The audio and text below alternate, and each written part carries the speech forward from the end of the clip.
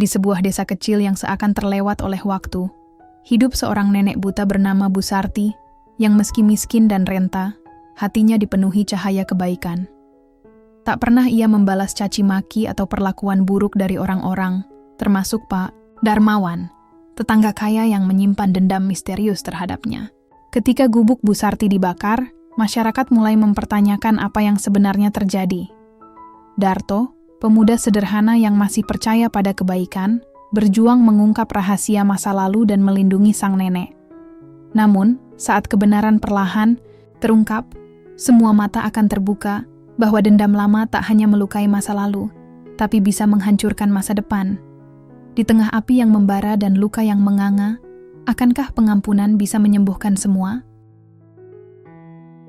Pagi itu, embun masih menggantung malas di ujung dedaunan, dan matahari baru mengintip malu dari balik bukit. Di sudut paling sunyi desa Wonokusumo, berdiri sebuah gubuk tua dengan dinding bambu yang sebagian mulai keropos. Atapnya bocor di sana-sini, dan halaman depannya dipenuhi rumput liar yang tumbuh sesuka hati. Tapi dari dalamnya, terdengar lantunan doa yang lirih dan penuh ketulusan. Bu Sarti duduk bersila di atas tikar pandan yang sudah tipis. Rambutnya memutih semua, disanggul rapi meski tangannya gemetar. Matanya kosong, menatap ke arah jendela bambu yang menganga. Buta sejak beberapa tahun lalu, tapi hatinya tak pernah benar-benar gelap. Setiap pagi, sebelum ayam benar-benar bangun, Bu Sarti sudah lebih dulu bangkit. Tangannya meraba-raba perlahan, mengenali letak tungku, panci, dan teko butut yang selalu diisi air rebusan jahe. Dia hidup sendiri sejak lama. Suaminya sudah berpulang belasan tahun silam, dan anak semata wayangnya merantau entah kemana. Tapi Bu Sarti tak pernah mengeluh, Gusti ora sare. Begitu katanya setiap kali orang bertanya, kenapa ia masih bisa tersenyum di tengah kemiskinan. Bu Sarti, mau tak bantu sapu halaman? Suara ceria memecah kesunyian. Itu Darto, pemuda tanggung yang tinggal 3 rumah dari gubuk Bu Sarti. Bekerja serabutan, kadang di sawah, kadang jadi tukang ojek, tapi hatinya baik dan ringan tangan. Bu Sarti selalu menyebutnya, Cah Nom Sing paling apisak deso. Lo, toh wis rawuh, le Darto. Aku wes ngerebus jahe. Tak ambil nayo. Jawab Bu Sarti sambil tersenyum kecil. Wajahnya tenang meski matanya tak bisa melihat. Darto masuk tanpa menunggu jawaban. Ia langsung ambil sapu lidi dari pojokan, menyapu dedaunan yang berguguran semalam. Udara pagi terasa sejuk, dan dari jauh terdengar suara ibu-ibu yang mulai menjemur pakaian. Desa Wonokusumo masih setenang biasanya, meski tidak semua penghuninya berhati sehangat Bu Sarti. Bu, sampeyan tahu? Enggak, kemarin Pak Darmawan ngomel-ngomel lagi tuh di warung. Katanya, sampeyan bikin malu desa lah, minta-minta lah. Darto bicara sambil tetap menyapu. Bu Sarti hanya tersenyum. Ora popole. Wong seng atine kebek ambek-ambekan. Ucapane yo mesing larani. Seng penting, awak dewe ojo melu-melu getun. Darto menghela napas. Ia tahu, Bu Sarti sudah terlalu sering dihina Pak Darmawan. Lelaki tua kaya raya yang tinggal di rumah paling besar sedesa Wonokusumo itu memang dikenal galak dan pendendam. Tak ada yang tahu kenapa ia sangat membenci Bu Sarti. Bahkan, saat Bu Sarti membantu tetangga yang sakit, Pak Darmawan menuduhnya pura-pura baik demi simpati. Padahal sampeyan itu loh Bu, nggak pernah minta apa-apa, malah sering bantu orang. Tapi ya, orang jahat emang suka merasa terancam sama orang baik. Bu Sarti tertawa pelan. Suaranya lembut, seperti aliran air di kali kecil. Jare Mbah Kakung dulu, kebaikan itu ibarat lampu minyak. Walau kecil tapi bisa nyoroti gelap sing, paling pekat. Ndak usah gedhe, sing penting terus nyala. Darto menatapnya kagum.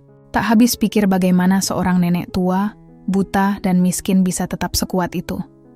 Di luar gubuk, cahaya pagi mulai menembus celah-celah bambu. Angin pelan menyapu dedaunan, membawa aroma jahe dan tanah basah. Gubuk tua itu mungkin kecil, tapi ada cahaya yang tak bisa dipadamkan dari dalamnya.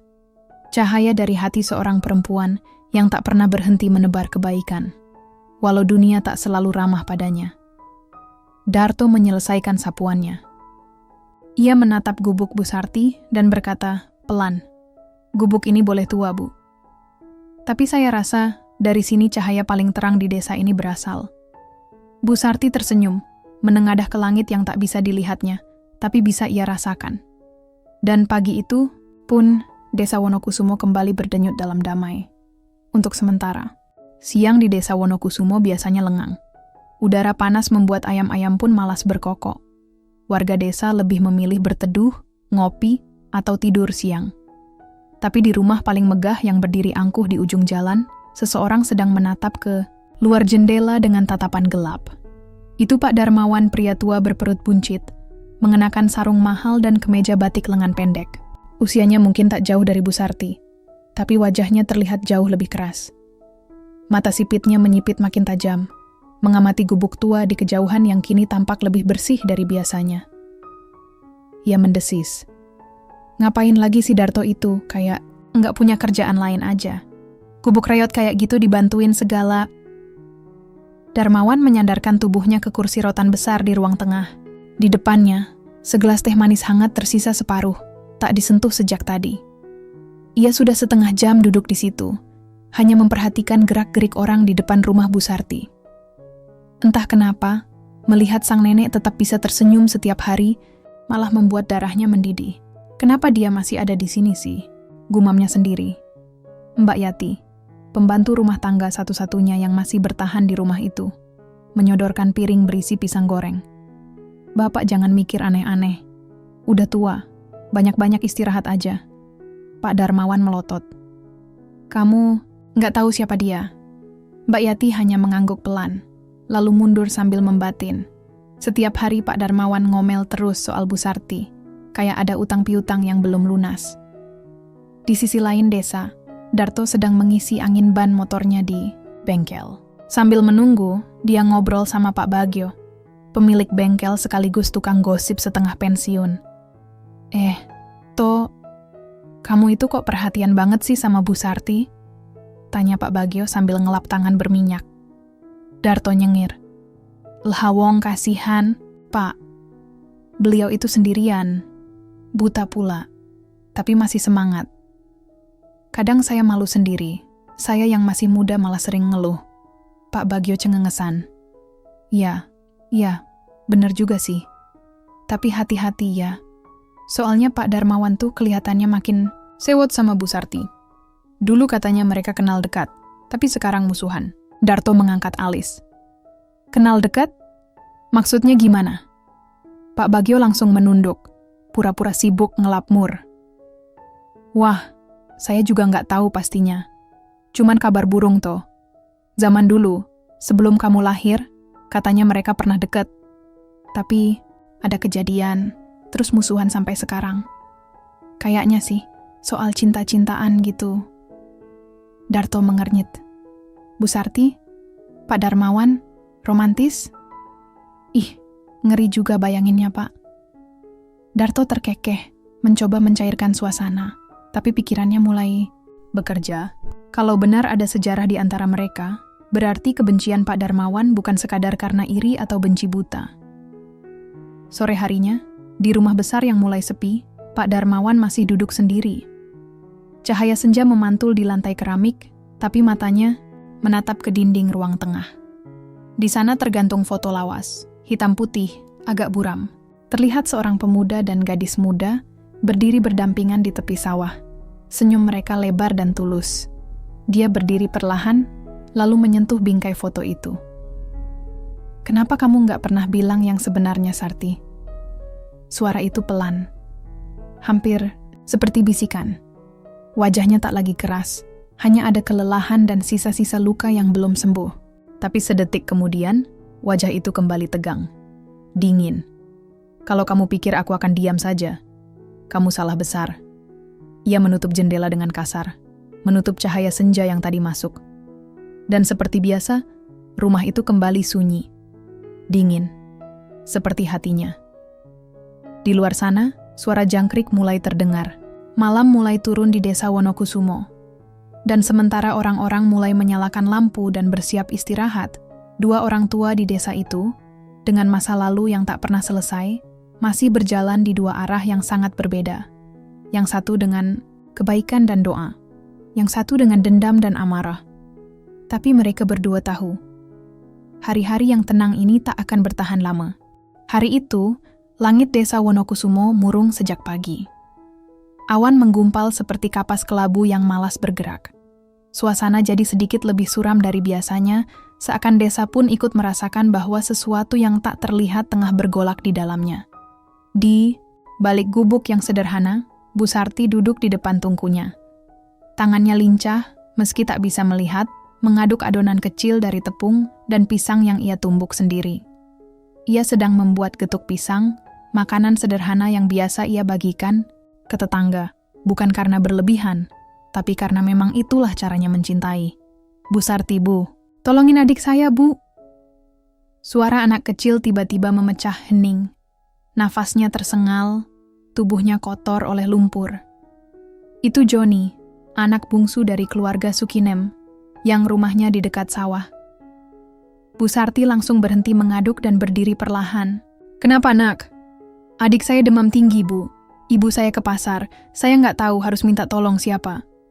Meski buta, Bu Sarti hafal tiap jalan setapak di sekitar rumahnya. Dengan tongkat bambu kecil, ia menggandeng Joni dan melangkah dengan hati-hati, tanpa ragu. Sesampainya di rumah Joni, ia langsung duduk di tepi kasur tempat si adik terbaring, mengusap pelan kening bocah itu yang panas seperti bara. Tenang, Bu Sarti bawa minyak kayu putih. Kita usap dulu ya, nak. Ia mulai mengurut perlahan, membisikkan doa dalam bahasa Jawa kuno, sesuatu yang diajarkan ibunya dulu. Gerakannya pelan, lembut, penuh kasih seperti seorang ibu pada anaknya. Joni memperhatikan dengan mata membulat. Bu Sarti kok enggak takut ya? Padahal sendirian, buta pula. Bu Sarti tersenyum. Karena Gusti Allah selalu nemenin aku. Kalau aku takut, siapa lagi yang nolong? Sore menjelang, dan kabar tentang Bu Sarti nolong anaknya Sukinem sudah menyebar ke warung kopi dan teras rumah warga. Ada yang terdiam, ada yang mulai merasa malu, tapi tidak semua. Cih, pura-pura baik lagi, gumam Pak Darmawan mendengar cerita itu dari Mbak Yati yang baru pulang belanja. Bapak kok gitu sih? Mbak Yati mulai berani bicara. Lawong Bu Sarti itu nggak pernah nyakitin siapa-siapa. Pak, Darmawan berdiri dengan gerakan kaku. Kamu nggak tahu apa-apa, Yat. Dia itu pinter. Dari dulu, suka pura-pura lugu. Tapi hatinya, racun. Mbak Yati diam. Tak berani melawan lebih jauh. Tapi jelas, wajah Pak Darmawan semakin sering berubah tiap kali nama Bu Sarti disebut. Malam hari, Darto datang membawa sebungkus makanan. Ia dengar kabar dari warung dan langsung datang. Bu, saya dengar soal si Joni. Sampean luar biasa loh. Saya aja belum tentu bisa segitu sigapnya. Bu Sarti terkekeh. Ah, biasa wae, Le. Wong cuman ngolesi minyak, dongakne sitik. Tapi, sampean tetap nolong, Bu. Itu yang nggak semua orang mau lakuin. Hening sejenak. Angin malam berembus masuk lewat celah dinding bambu. Lampu minyak menyala redup, tapi cukup untuk menerangi wajah Bu Sarti yang penuh ketenangan. Darto duduk bersila, membuka bungkus nasi pecel yang ia bawa. Mereka makan berdua, ditemani suara jangkrik dan bau tanah yang mulai lembab. Tanpa sadar, Darto mulai menganggap tempat itu sebagai pelariannya. Tempat di mana hidup terasa lebih jujur. Bu, boleh saya tanya satu hal? Monggo, Le. Sampean sama Pak Darmawan itu dulunya teman ya? Bu Sarti terdiam. Lama. Lalu tersenyum pelan. Kamu ini, ndak ada angin, ndak ada udan, nanyanya aneh-aneh. Darto tertawa kecil, tapi tetap menatap sang nenek dengan penasaran. Bu Sarti tidak menjawab. Ia hanya meneguk air putih, lalu berkata, pelan, dulu, semuanya lebih sederhana. Tapi hati manusia, Le, kadang bisa berubah cuma karena satu kejadian kecil, dan kadang luka itu dibawa sampai tua. Darto tak membalas. Ia tahu, Bu Sarti sedang bicara tentang sesuatu yang jauh, sesuatu yang belum siap untuk diceritakan. Dan di malam yang sunyi itu, meski lampu minyak hampir habis, senyum Bu Sarti tetap menyala. Jadi cahaya kecil yang tak pernah padam. Esok hari, Bu Sarti kembali menebar kebaikan, entah dengan senyuman, doa, atau sekadar menawarkan singkong rebus ke tetangga. Sementara itu, di rumah besar yang sunyi, Pak Darmawan kembali berdiri di jendela, mengamati dari balik tirai. Wajahnya keras, tapi matanya menyimpan badai. Langit Wonokusumo pagi itu diguyur hujan deras. Air turun seperti tumpah dari langit, deras dan tak kenal jeda. Jalan-jalan tanah jadi licin dan becek, anak-anak tidak berani keluar rumah. Dan suara petir sesekali menggetarkan genting-genting. Tua, di dalam gubuk, Bu Sarti duduk berselimut sarung, mendengarkan suara hujan seperti lagu lama yang ia kenal di luar kepala. Ia suka saat hujan turun. Katanya hujan membuat semua orang kembali ke dalam rumah, ke dalam diri, tenang, merenung. Tapi pagi itu, Darto datang dengan wajah kusut dan langkah terburu-buru. Bu, saya habis dari rumah Pak Bagio. Dia cerita, lagi soal masa lalu sampean sama Pak Darmawan. Saya nggak ngerti. Beneran ya dulu kalian sahabatan? Bu Sarti tersenyum tipis, seperti biasa. Tapi kali ini ada jeda yang agak panjang sebelum ia menjawab. Kadang yang dulu itu, mending disimpan di lemari kenangan. Ndak usah dibuka lagi. Tapi Bu, kalau itu yang bikin Pak Darmawan jadi sekeras sekarang, kalau dendamnya itu masih dari masa lalu, saya pengen ngerti. Senyum Bu Sarti perlahan luntur. Wajahnya tetap tenang, tapi nada suaranya berubah, sedikit lebih berat. Waktu aku muda, Pak Darmawan itu, ya, bener, dia sahabat dekat. Kami sering ke sawah bareng, bantuin panen, bahkan tuker cerita soal mimpi-mimpi kami. Dulu dia bukan orang kaya, anaknya lurah, iya, tapi hatinya sederhana. Terus, kenapa bisa jadi kayak sekarang? Bu Sarti menarik napas panjang, karena sesuatu yang nggak pernah dia pahami, dan nggak pernah aku jelaskan. Darto mengerutkan dahi, tapi belum sempat bertanya lagi. Suara ketukan dari luar gubuk mengalihkan perhatian mereka. Tok, tok, tok. Saat Darto membuka pintu, ternyata Pak Bejo, kepala dusun, berdiri di sana. Basah kuyup, tapi wajahnya serius. Saya baru dapat laporan. Ada sawah di pinggir kebun yang tanahnya longsor. Beberapa rumah warga dekat situ kebanjiran. Ada yang bilang, itu karena Pak Darmawan yang nyuruh orangnya nebang pohon-pohon pelindung di sana. Darto terbelalak. Seriusan, Pak? Terus warga gimana? Lagi marah-marah. Tapi ya, siapa yang berani lawan Pak Darmawan? Sore harinya, Darto memberanikan diri mendekati rumah besar itu. Ia mengetuk pintu, lalu berdiri kaku saat pintu dibuka oleh Mbak Yati yang terkejut melihatnya. Darto? Ada apa, Nak? Saya mau ketemu Pak Darmawan, Mbak. Mau bicara baik-baik. Setelah beberapa saat, ia dipersilakan masuk. Ruang tamu luas dan sepi. Suasana di dalam rumah itu dingin. Bukan karena hujan, tapi karena perasaan yang entah kenapa bikin merinding. Pak Darmawan muncul dari balik pintu samping. Ia membawa tongkat kayu, meski sebenarnya masih kuat berjalan tanpa itu. Ngapain kamu? Kesini. Darto menatapnya, mencoba tegas. Saya cuma mau tanya, kenapa Bapak benci banget sama Bu Sarti? Pak Darmawan menatap tajam, lalu tertawa kecil. Bukan tawa lucu, lebih ketawa getir, penuh dendam. Kamu pikir kamu ngerti semua ya? Saya nggak ngerti. Makanya saya tanya, kalau ada yang belum selesai, kenapa nggak diselesaikan? Pak Darmawan terdiam. Matanya seperti menerawang ke masa lalu yang hanya dia sendiri yang tahu. Ia membuka laci meja, lalu melemparkan sebuah foto usang ke atas meja. Foto hitam putih. Di dalamnya ada dua anak muda berdiri di tepi sungai, tersenyum. Dia memilih orang lain, bukan aku. Dia nggak pernah bilang kenapa, tapi dia pergi dan aku ditinggal sama harapan kosong. Sejak itu hidupku berubah. Aku kerja keras, aku kaya, tapi semua itu nggak pernah bisa nutupin rasa dibuang. Darto memandangi foto itu. suara hujan masih terdengar di luar. Tapi di dalam ruangan itu, yang terdengar hanya suara hati yang patah dan tak pernah benar-benar pulih. Pak, sampean tahu kan, Bu Sarti nggak pernah bicara buruk soal sampean. Karena dia pinter. Dia tahu gimana caranya bikin orang kasihan sama dia. Bukan, karena dia tulus. Pak Darmawan membalikkan badan, tak menjawab. Darto tahu, mungkin ini belum saatnya mengubah apa-apa. Tapi setidaknya, ia sudah tahu. Luka lama itu nyata.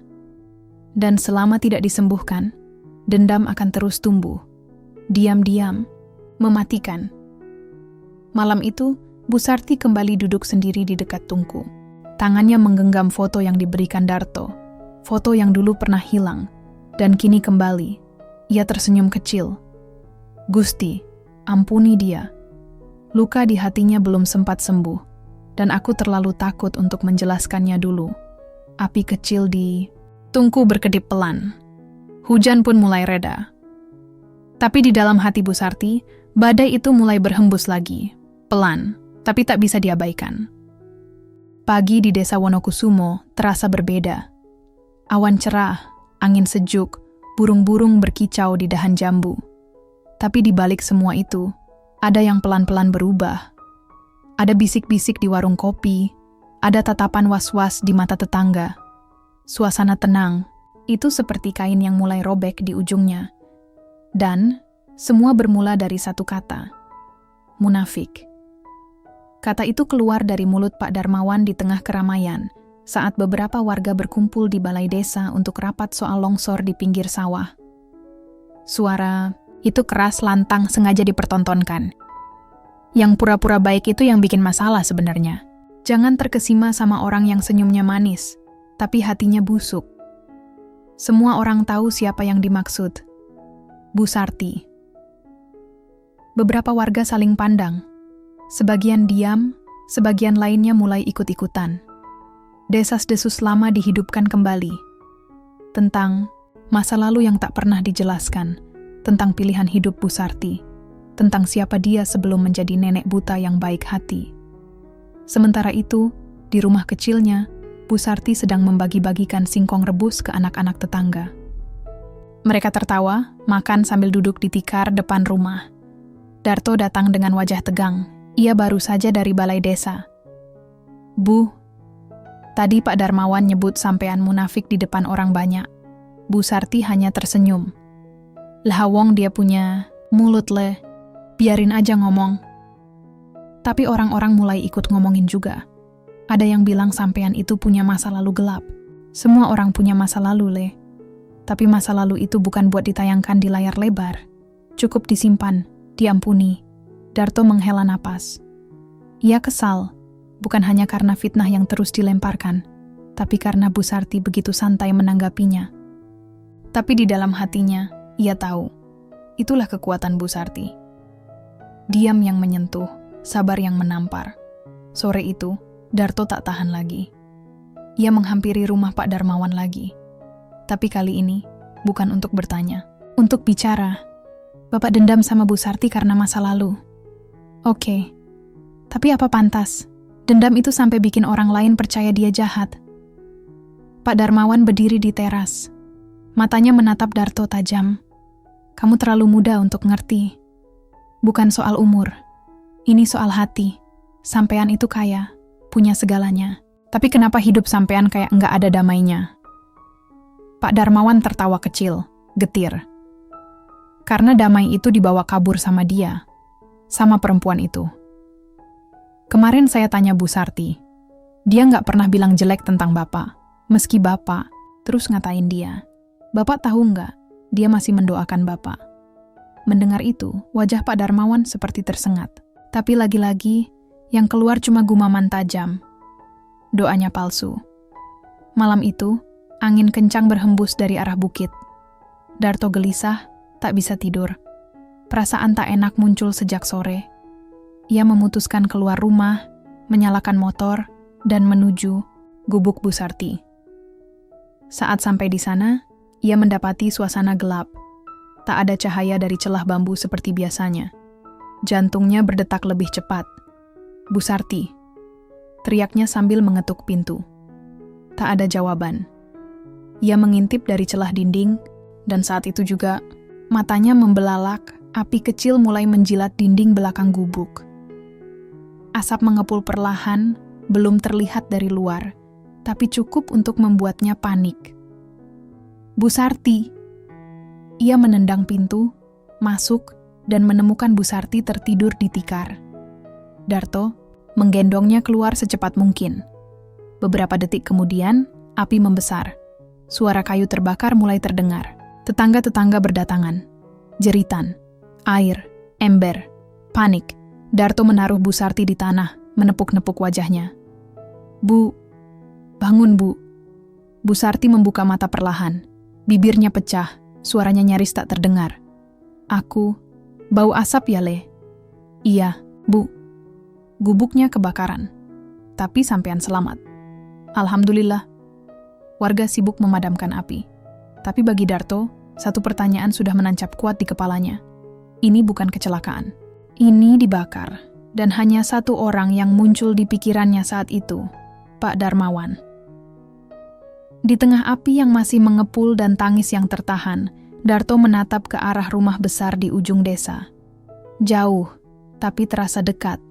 Gelap, tapi terasa menyala. Ia mengepalkan tangan. Ini bukan lagi soal masa lalu. Ini sudah soal nyawa. Malam itu, desa Wonokusumo tak tidur. Api memang sudah padam, tapi bau hangus masih menempel di udara. Sisa gubuk Bu Sarti tinggal arang, reruntuhan kayu gosong, dan tikar pandan yang tak sempat diselamatkan. Orang-orang berkumpul, berdiri dalam diam, beberapa membawa ember kosong yang tak terpakai lagi. Suara jangkrik pun seperti takut bersuara. Bu Sarti duduk di atas kursi plastik pinjaman, selimut tipis menutupi tubuhnya yang menggigil. Matanya menatap kosong, meski sejak dulu memang tak bisa melihat, tapi kali ini bukan hanya matanya yang gelap, juga hidupnya yang selama ini sederhana dan damai, kini porak-poranda. Darto duduk di sebelahnya, matanya merah karena marah dan kelelahan. Pikirannya berkecamuk. Ia sudah bertanya ke beberapa tetangga. Ada yang bilang lihat bayangan orang lewat belakang rumah Bu Sarti sebelum api muncul. Ada juga yang mengaku mencium bau bensin dari arah dapur. Dan yang lebih mengagetkan, ada yang mengaku melihat seseorang dengan jaket abu-abu keluar dari kebun belakang rumah Bu Sarti. Jaket yang sangat mirip dengan milik Pak Darmawan. Darto menggeretakkan giginya. Bu, saya harus ngomong sesuatu. Bu. Sarti menoleh pelan. Apa Le? Saya curiga gubuk sampean sengaja dibakar. Dan saya yakin pelakunya orang yang selama ini benci banget sama sampean. Bu Sarti terdiam. Tangannya yang keriput menggenggam selimut lebih erat. Le, jangan menduga-duga kalau belum pasti. Tapi Bu, ini udah keterlaluan. Sampean bisa mati tadi malam. Ini bukan lagi soal kata-kata jahat. Ini soal niat bunuh. Bu Sarti menghela napas, lama, dalam. Kalau benar dia yang melakukannya, aku maafkan. Darto berdiri. Kesal bukan main. Bu, kenapa sampean selalu begitu? Dihina, difitnah. Sekarang hampir dibunuh. Sampean masih bisa bilang maafkan? Karena kalau aku ikut marah, aku bukan Sarti lagi, Le. Aku cuma jadi bayangan dari orang yang menyakitiku. Darto memalingkan wajah. Emosinya meledak, tapi ia tahu tak bisa memaksakan dendam pada orang yang memilih damai. Tapi ia tak bisa tinggal diam. Keesokan harinya, Darto melapor ke kepala dusun. Ia meminta penyelidikan. Tak resmi, memang, karena desa ini jauh dari jangkauan aparat kota. Tapi warga sepakat untuk menyelidiki. Mereka mendatangi rumah Pak Darmawan. Pak, kami ingin tanya beberapa hal, kata Pak Bejo. Pak Darmawan menyambut di teras dengan wajah tak senang. Kalian mau nuduh saya? Bukan nuduh, Pak. Cuma nanya. Soalnya beberapa warga lihat bayangan seseorang semalam, dan jaketnya mirip jaket sampean. Pak Darmawan tertawa pendek. Itu jaket umum. Banyak yang punya. Terus, kalaupun saya lewat kebun, apa salahnya? Tanah itu masih bagian dari pekarangan saya. Darto maju ke depan. Pak, Sampean dendam, saya ngerti. Tapi sampai kapan? Gubuk Bu Sarti udah habis. Sampean senang? Pak Darmawan menatap tajam. Dia menghancurkan hidup saya lebih dulu. Saya cuma membalas. Semua orang terdiam. Kalimat itu tak bisa ditarik lagi. Terlontar dari mulutnya sendiri.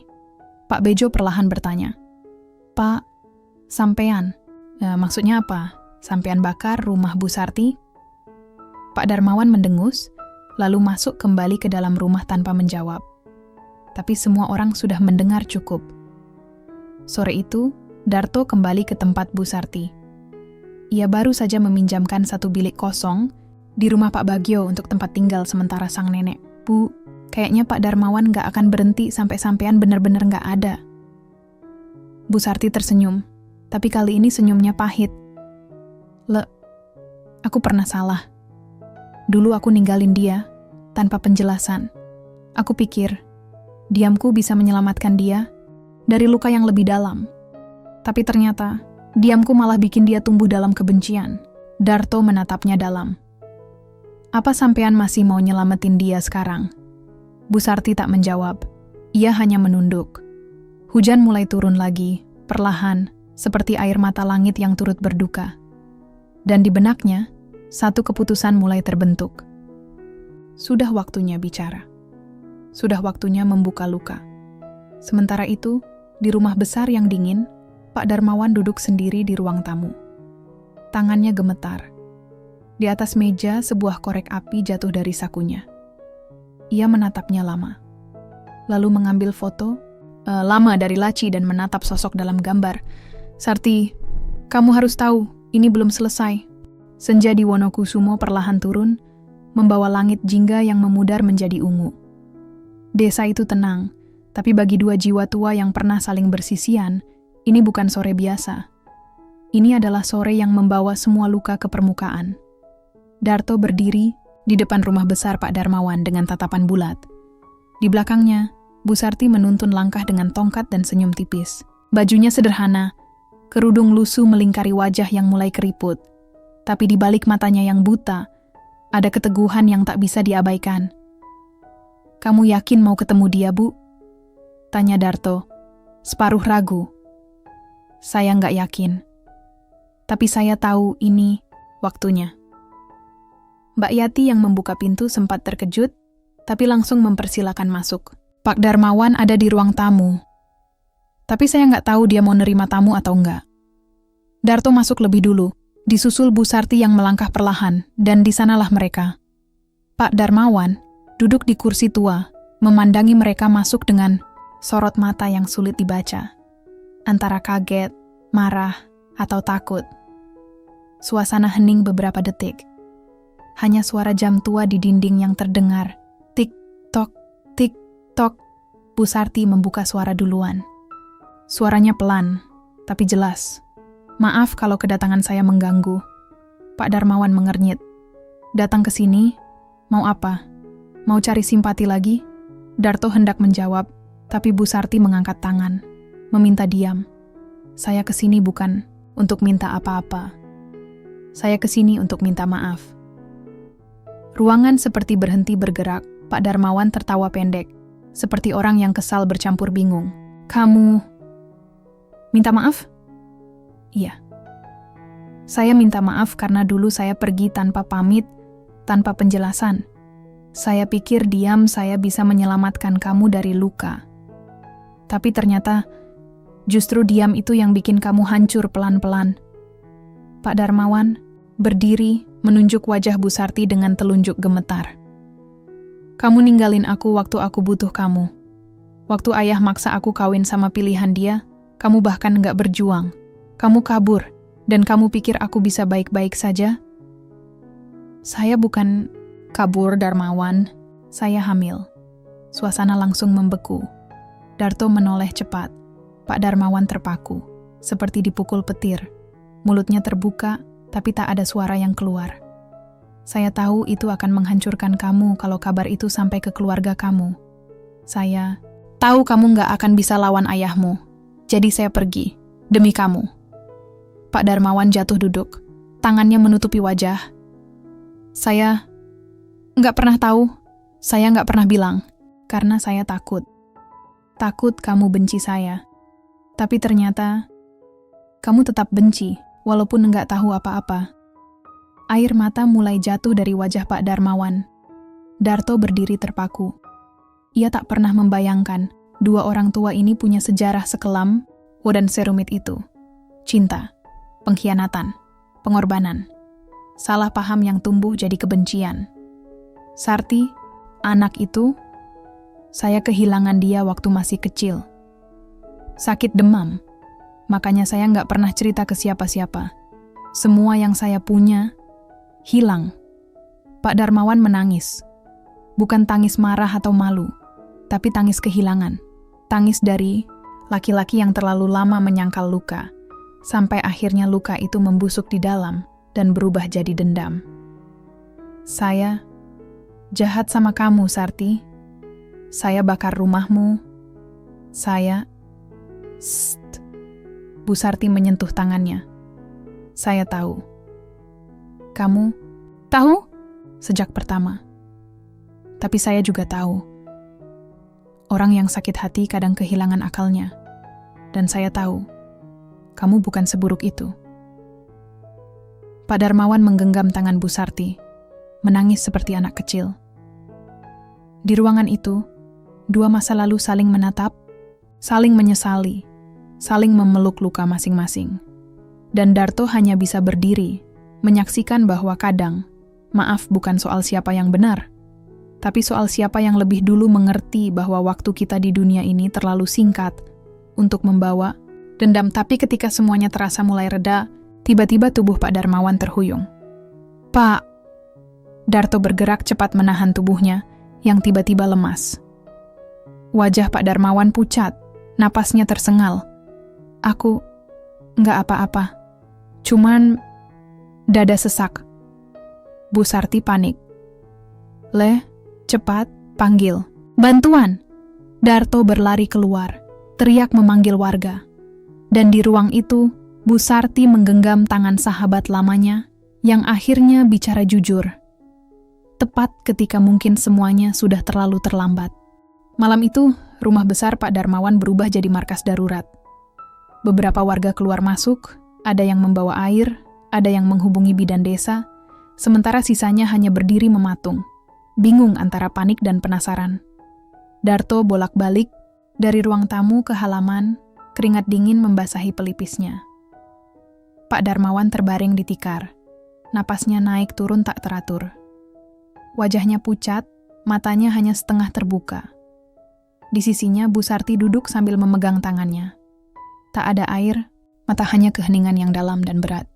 Aku, payah ya, suara Pak Darmawan serak, nyaris tak terdengar. Enggak, jawab Bu Sarti pelan. Kamu cuma terluka terlalu lama. Pak Darmawan tersenyum pahit. Aku bakar rumahmu, Sarti, dan kamu masih bisa duduk di sini, genggam tanganku. Karena aku tahu, kamu dulu orang yang paling tulus aku kenal.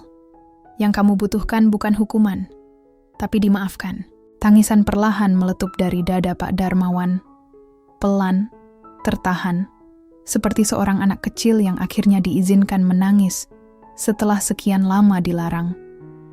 Aku nyesel. Kenapa harus nunggu segini tua baru sadar? Kenapa harus hampir mati? Dulu baru ngerti semua ini sia-sia. Bu Sarti menggenggam tangannya lebih erat. Manusia memang sering terlambat, tapi Gusti Allah nggak pernah tutup pintunya. Kamu masih bisa pulang. Bidan desa datang 15 menit kemudian, setelah diterjang motor di tengah malam. Setelah diperiksa, ia bilang tekanan darah Pak Darmawan drop parah. Harus segera dibawa ke kota. Tapi ambulans tidak ada. Jalan rusak. Mobil warga baru bisa dipinjam pagi nanti. Bidan, dia masih bisa bertahan sampai pagi? Tanya Darto. Bidan menggeleng pelan. Kita cuma bisa berharap. Malam itu, warga berjaga, bergiliran. Tak ada yang berani pulang. Orang-orang yang tadinya sinis terhadap Bu Sarti sekarang melihatnya dengan mata baru.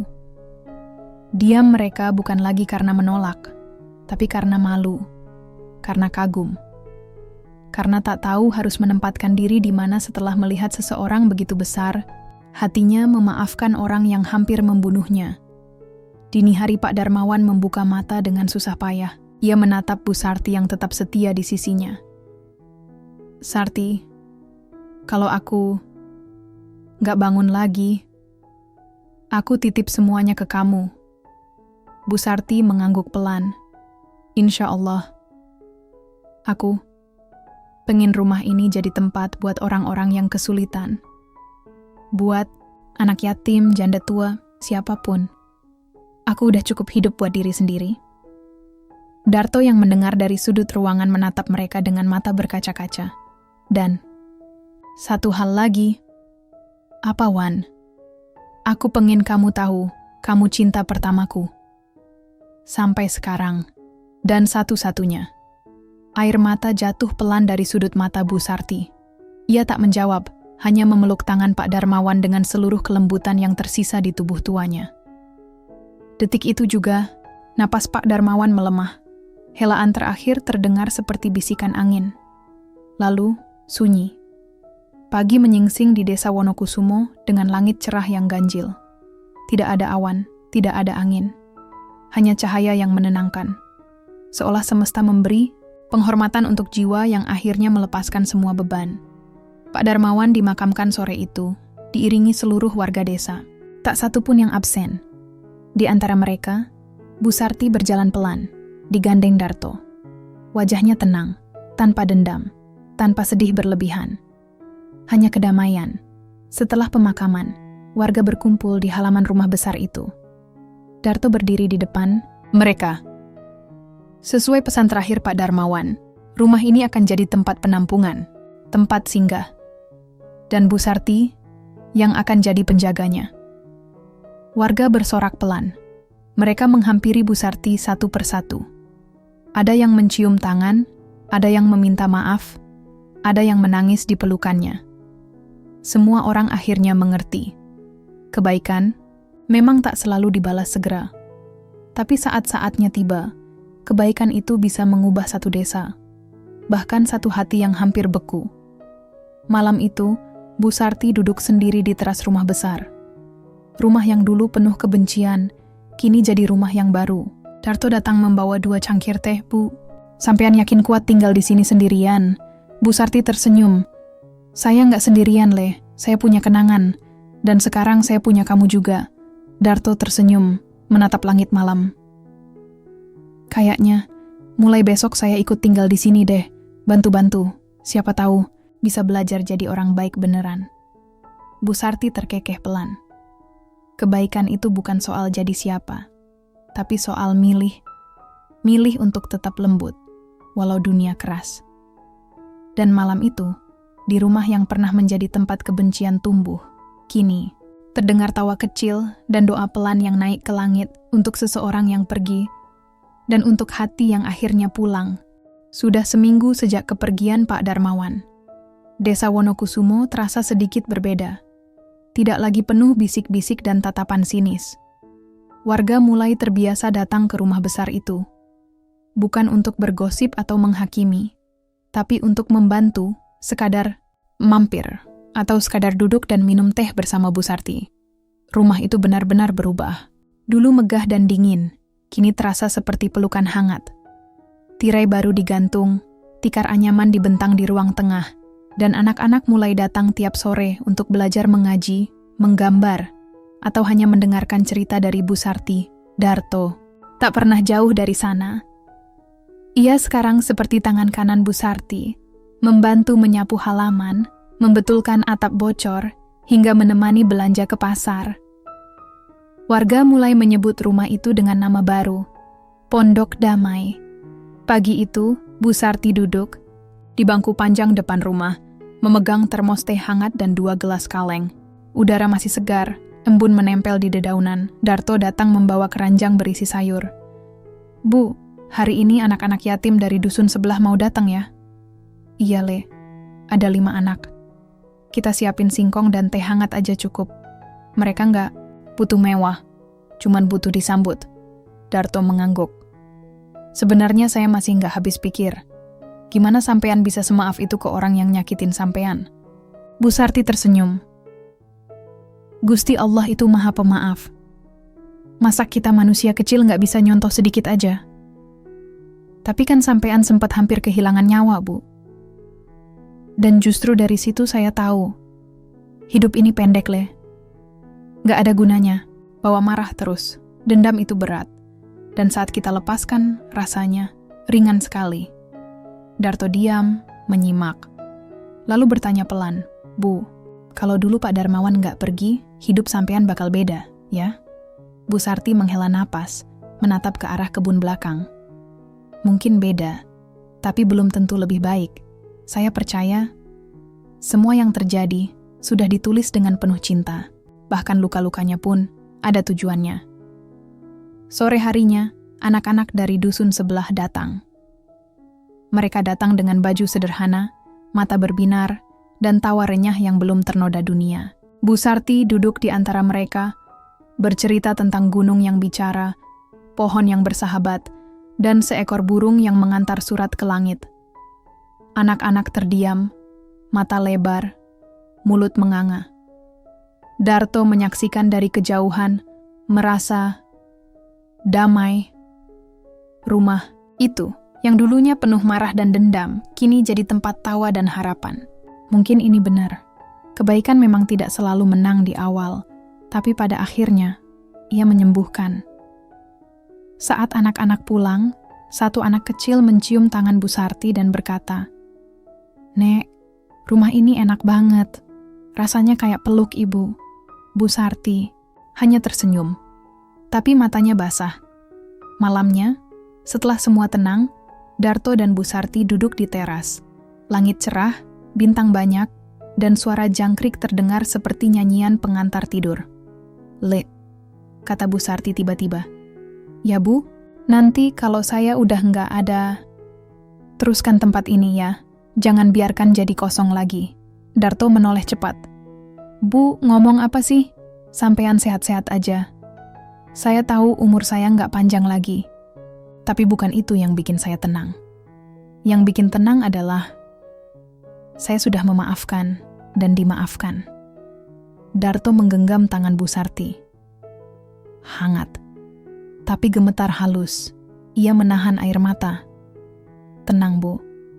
Pondok Damai nggak akan kemana-mana. Saya janji." Dan malam itu, di bawah cahaya bulan yang pucat tapi setia, dua jiwa duduk bersama. Satu yang mengakhiri perjalanan dengan damai. Satu lagi yang bersiap memulai bab baru dengan harapan. Waktu berjalan pelan di desa Wonokusumo. Hari-hari terasa lebih lembut, lebih damai. Tak ada lagi suara keras, tak ada lagi bisik-bisik penuh curiga. Hanya tawa anak-anak, canda ibu-ibu di dapur belakang Pondok Damai, dan obrolan santai di teras saat sore datang. Bu Sarti tetap menjadi pusat tempat itu. Duduk di bangku depan, menyambut siapapun yang datang, mendengar cerita, memberi nasihat dengan suara pelan dan senyuman tenang. Ia tidak memimpin dengan suara keras. Ia memimpin dengan kehadiran. Namun tubuh tak bisa melawan waktu selamanya.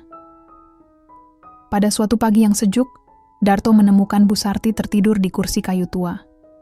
Kepalanya menyandar, selimut melingkar di pundaknya. Awalnya ia mengira sang nenek tertidur seperti biasa. Tapi pagi itu, Bu Sarti tak lagi bernapas.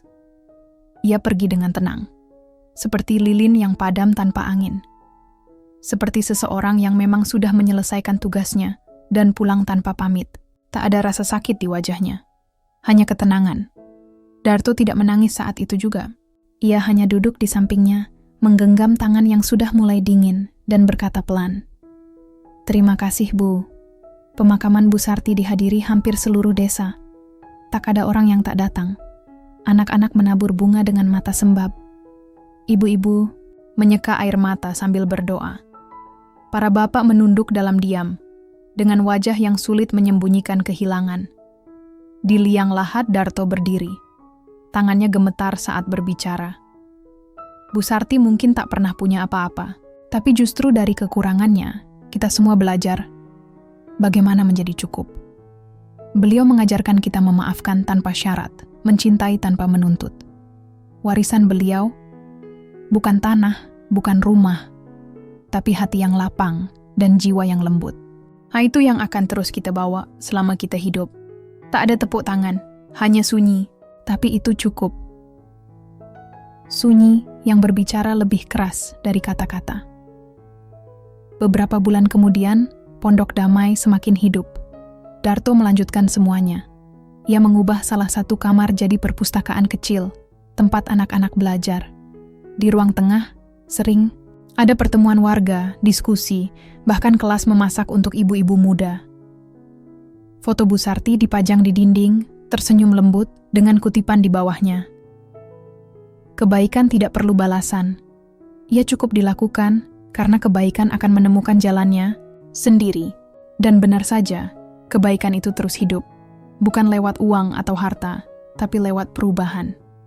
Lewat anak-anak yang belajar menulis puisi. Lewat seorang janda tua yang kini punya tempat tinggal. Lewat pemuda seperti Darto, yang dulu hanya penonton, kini jadi pelaku. Di suatu malam, Darto duduk sendiri di teras menatap bintang. "Bu," gumamnya, "sampean bener, dendam memang berat, tapi kebaikan, enteng dan nular." Ia tersenyum, mengangkat cangkir tehnya ke langit, seolah memberi salam pada sosok yang mungkin sedang menatap dari kejauhan.